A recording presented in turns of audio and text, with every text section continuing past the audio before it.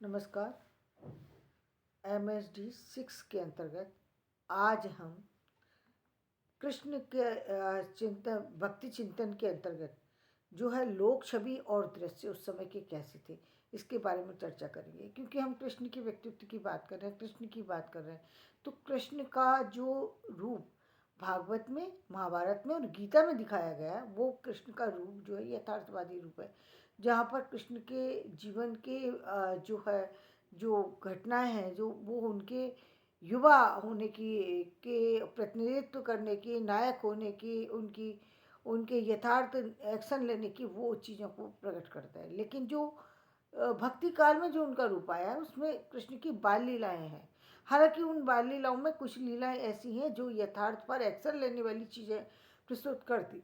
जैसे कि हम कहेंगे कि गोवर्धन पर्वत उठाना, कि जब परिस्थिति पड़ गई और जब बचाने का प्रयत्न आया, जब बचाने की समस्या आ गई, पूरा ब्रजमंडल डूब रहा था, क्योंकि उन्होंने कहा कि इंद्र की पूजा मत करो, तो इंद्र की पूजा से इंद्र नाराज हो गए। और इंद्र का नाराज हो जाना वो एक ऐसी समस्या थी कि जिस पर ब्रज के जो लोग थे वो सबको इंद्र जो है वो इतना वर्षा के कर के द्वारा उनको सबको जो है जलमग्न कर सकता था, समाप्त कर सकता था, पूरे ब्रजमंडल को समाप्त कर सकता था। उस समय उन्होंने एक्शन लिया, गोवर्धन पर्वत उठाया और सारे गोप ग्वालों को लेकर के उनको बचा लिया।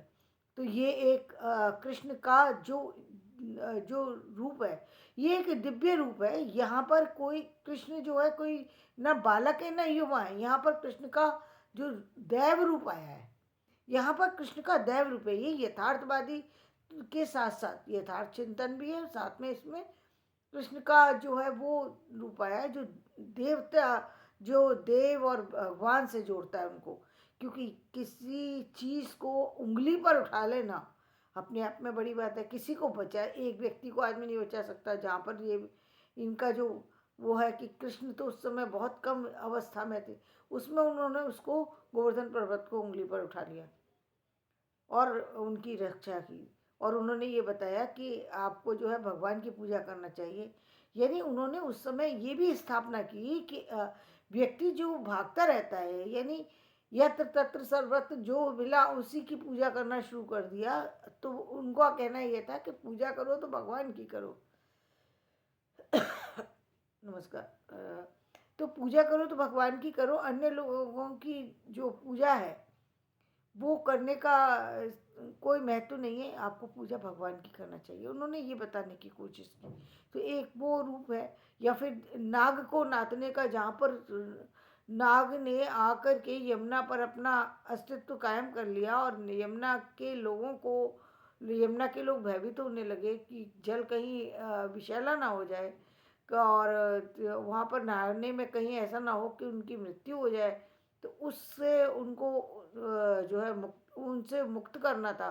तो उन्होंने ना गेंद को फेंक करके और जो वहाँ जा कर के उसको निकाल करके और उसके ऊपर नागों के ऊपर जो नृत्य किया, और जो वो घटना भी जो बताती है वो भी कृष्ण के देवत्व से जोड़ती है। ये कोई इंसान की घटना नहीं है, जो इंसान की घटना है जो इंसान से जोड़ती है। ऐसा कोई कर ही नहीं सकता कि किसी ऐसे नाग को वश में करके उसके ऊपर कोई नाचने लग जाए। ये जो घटना है, और वो तो गए थे इसलिए कि सामान्य यदि वो जाना चाहते तो कोई जाने नहीं देता। उसके अंदर विष है और विष, पानी के अंदर विष है और आप उसके अंदर जा रहे हो तो आपकी मृत्यु हो सकती है। लेकिन वो तो भगवान थे कि उनके ऊपर विष का क्या असर होगा, जो जो पूरे संसार को चलाने वाला है, जो विश्व का करता धरता है, उसके ऊपर विष क्या व्यापेगा, क्योंकि वो तो उसकी सृष्टि के ही रूप सारी चीज़ें हैं। तो वहाँ पर उनका कृष्ण का वो रूप आया। तीसरा कंस, जिसके पास इतने सारे लोग थे, जिनको जिनको जो जो बड़े बड़े हाथियों से उनको कुचलवाने की प्रयत्न कर रहा था, बालक थे, लेकिन उनने तो उस समय मानव का रूप ले रखा था ना, तो मानव के रूप में वो थे। लेकिन भगवान को बताना था जब अत्याचार अति बढ़ जाता है, जब अत्याचार की सीमा सारी पार हो जाए, जब आपके पास कोई एक्शन लेने का वो ना हो, तो आपके सारे जो नियम कानून वो सब एक तरफ हो जाते हैं। वहाँ पर आपको वही एक्शन लेना पड़ता है जो आपको लेना चाहिए। तो उन्होंने कंस का वध किया। परिवार के कृष्ण मामा थे, मामा का जो पद होता है वो बहुत बड़ा पद होता है, लेकिन यहाँ पर जबकि मामा इतना क्रूर हो, ये तो सब जानते हैं ना, व्यक्ति अपने कर्मों के फल पाता है। तो एक्सक्यूज मी, लेकिन कंस ने जब ये सुना कि उनकी बहन के का पुत्र उनको मार देगा, तो वो उनको मारने के लिए इस कदर वो हो गए परेशान, इस तरीके से उतार हो गए कि उन्होंने पूरे ब्रजमंडल के सारे बच्चों को मार दिया, देवकी के 8 पुत्रों को मार दिया। और जो कृष्ण का पता लगा तो कृष्ण को मारने के लिए वो इस तरह से उनके पीछे पागल होकर के पड़ गए कि कुछ भी, किसी भी राक्षस को भेज देते, कुछ भी कर रहे थे। तो वो यानी जब व्यक्ति इतना क्रूरता पर आ जाए कि उसको उसको वो अपने आप को बचाना चाहता है, सोच क्या रहते कि मतलब ऐसा करने पर क्या होगा, व्यक्ति खुद बच जाएगा। कंस को ये था कि मैं बच जाऊंगा, मैं कंस कृष्ण को मार दूंगा और मैं बच जाऊंगा। जबकि सत्य क्या है कि जीवन में आप कहीं भी चले जाइए, कभी कभी आपने देखा भी होगा, कुछ लोग जब समस्याओं में घिरे होते हैं तो एक जगह से दूसरी, दूसरी जगह से तीसरी, तीसरी जगह से वो भूल जाते हैं। आप जगह चेंज कर सकते हैं, लेकिन आपको अपने कर्म को कैसे चेंज कर देंगे, आपके कर्म हैं, आपके साथ चल रहे हैं, आपकी बॉडी के साथ साथ चल रहे हैं, आपके शरीर के साथ साथ चल रहे हैं। जब आपने गलत किया तो आपको वो फल तो आपको पाना है ना। आपकी जगह चेंज करने से क्या हो जाने वाला है, जगह चेंज करके कोई वो समस्या थोड़ी दूर हो जाएगी, वो समस्या तो आपके साथ है, आपके जीवन से जुड़ी हुई समस्या है। तो जीवन का समाधान क्या है कि कोई गलती हो गई तो अब आप उसको सही काम करिए, तब वो सुधार हो सकता है। Excuse me. तो आप वो काम करने के बजाय आप दूसरे काम कर रहे हैं। तो जब व्यक्ति इतना क्रूर तो होती है, ये 3 रूप तो उसमें यथार्थवादी हैं, जो कि लेकिन जो कि उनकी देवत्व गुण को प्रदर्शित करते हैं। लेकिन बाकी जितना भी गोपियों के साथ है, या और जितनी भी लीलाएं हैं उनकी, वो सारी प्रेम से जुड़ी हुई हैं। वो सारी सामाजिक लोक छवि को दर्शाती हैं कि गाय को चराना, कि गोपियों के घर में जाकर के मटकी फोड़ देना और उनका दूध पी जाना, माँ से जो है तरह तरह की ऐसी बातें करना जिसमें माँ सोच रही है मेरा बच्चा ही है, भूल ही गई कि ये उनको क्या पता लगे, उनको वो पहचान ही नहीं पा रही है कि ये भगवान है। जिन्होंने जो जो बच्चा उखल से बांधने पर और वृक्ष को गिरा दे, वो बच्चा कैसे हो सकता है। लेकिन माँ थी ना, तो माँ तो अपनी तरह से सोचती है कि भाई कर ही सकते, ये वो तो ये सोच रही है कि मेरे मेरे बेटे पे पेड़ गिर गया। उनको ये थोड़ी पता कि इन्हीं ने, यही इतने नटखट है कि इन्हीं ने गिराया है, यही उसका उद्धार करने के लिए आए थे, ये तो उनको नहीं पता था।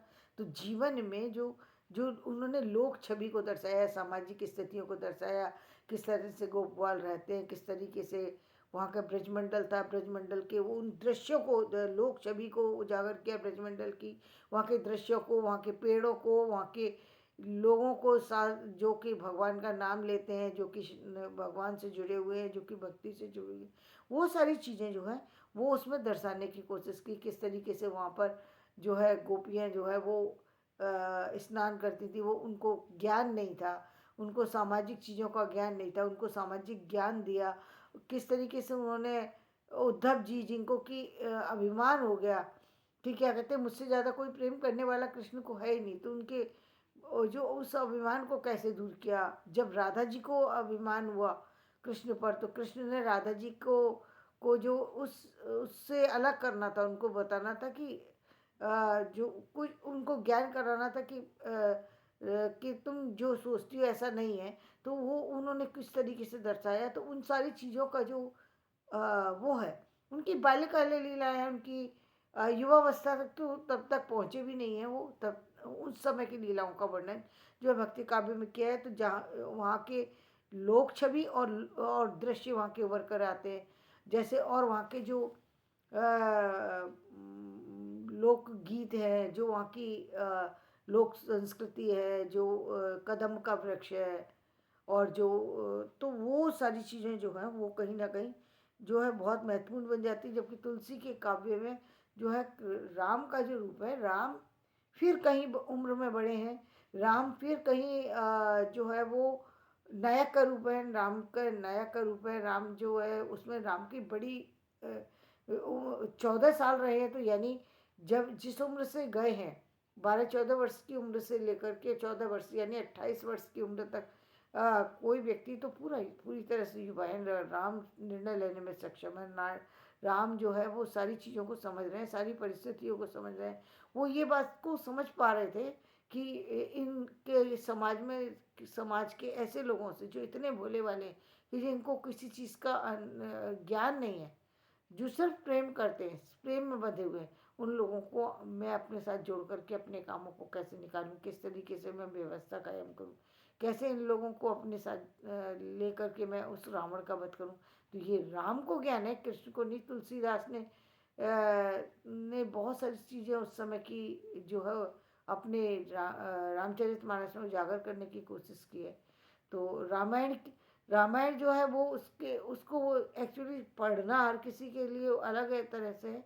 रामचरितमानस अवधी भाषा में होने के बावजूद भी लोगों तक अधिक पहुंच पाई, अधिक उनके दिल के करीब है, क्योंकि रामचरितमानस के में जो तुलसीदास ने जिस तरीके से उसको प्रस्तुत किया है वो बहुत अच्छी तरीके से प्रस्तुतिकरण है। इसलिए उस प्रस्तुति से एक सामाजिक जीवन कैसे चलता है, यथार्थ पर जीवन कैसे चलता है, एक आदर्श बेटा कैसा होता है, एक आदर्श बेटा के दायित्व क्या होते हैं, एक आदर्श पत्नी के दायित्व कैसे होते हैं, एक सामाजिक स्थिति कैसी आ जाती है, उन पर एक्शन कैसे लिया जाता है, किस तरीके से किसी को किसी की भक्ति करना हो तो वो किस तरीके से करी जाएगी, और दास बन करके रहना हो तो दास भक्ति कैसी होती है, वो नवदा भक्ति के बारे में और और बहुत सारी चीज़ों के बारे में वो सब जो है वो राम के उसमें है उद्धार करना।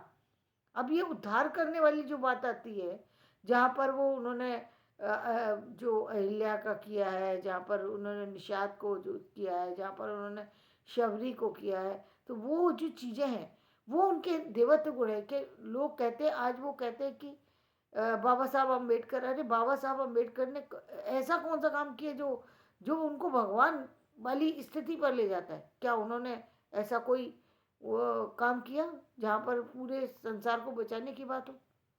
देखिए, जो हर चीज़ को हम एक जगह नहीं जोड़ करके रख सकते, वहाँ यहाँ पर स्पष्ट आ रही है, यहाँ पर चीज़ें स्पष्ट है कि जो काम राम ने किए या जो काम कृष्ण ने किए वो उनको देवत्व से जोड़ते हैं, वो उनके देवत्व गुण को प्रदर्शित करते हैं। योग्यता तो प्रदर्शित हो रही है, हम बाबा साहब अम्बेडकर को नमन करते हैं, उनकी उस बात को, उनकी योग्यता को हम किसी तरीके से नहीं अलग करते, लेकिन आप राम और कृष्ण से उनको कंपेयर करेंगे तो वो गलत है, क्योंकि वो उनके अंदर देवत्व गुण थे। उन्होंने बार बार उस चीज़ को दिखाने की कोशिश की, वो चीज़ें सामने आई हैं। तो आज का मैं ये अपना ये जो लोक छवि और दृश्य जो है इसको मैं यहीं समाप्त करती हूँ। मेरा ये वीडियो यदि पसंद आए तो इसे लाइक करिएगा, शेयर कीजिएगा और सब्सक्राइब कीजिएगा।